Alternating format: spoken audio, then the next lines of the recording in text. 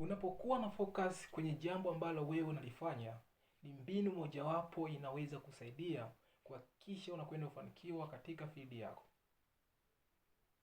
Na focus maana yake ni pale unapokuwa na uwezo wa kutokuvutiwa na kitu chochote hapa duniani isipokuwa kile kimoja ambacho wewe umekichagua, na kuhakikisha unawekeza rasilimali muda, rasilimali fedha, rasilimali juhudi na rasilimali akili.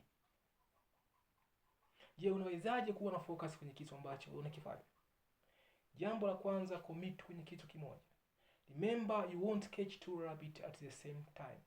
Huwezi kushika sungura wawili kwa wakati moja. Kwa hiyo ili uweze kufanikiwa katika field yako, hakikisha nguvu yako, akili yako, muda wako, fedha zako unawekeza katika eneo moja. Hakika utakwenda kuyafikia mafanikio yako ambayo wewe unayahitaji. Mbinu ya pili ambayo inaweza kusaidia ukawa na focus kwenye kitu ambacho wewe unakifanya. Anza na hatua ndogo ndogo. Remember, to build a successful business, you start small and dream big. Siku zote ili uweze kuwa na biashara kubwa, unapaswa uanze na kidogo ulicho nacho.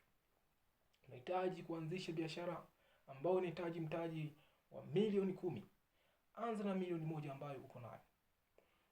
Nakumbuka, you start small and dream. You start small, but what you starting is not small. Tunaanza na kidogo, lakini ujue kile ambacho umekianza sio kidogo.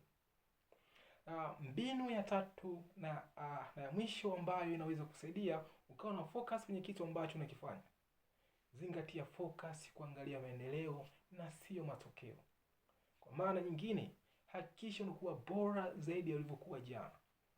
Hii ni mbinu mojawapo inaweza kusaidia wewe kuweza kuwa na focus kwenye kitu ambacho unakifanya na kupelekea wewe kuweza kufanikiwa kwenye jambo lolote ambalo wewe unalifanya.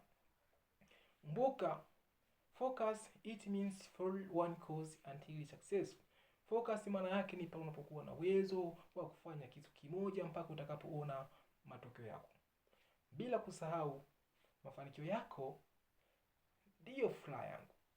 Asanteni sana kwa kunisikiliza, na Mungu awabariki.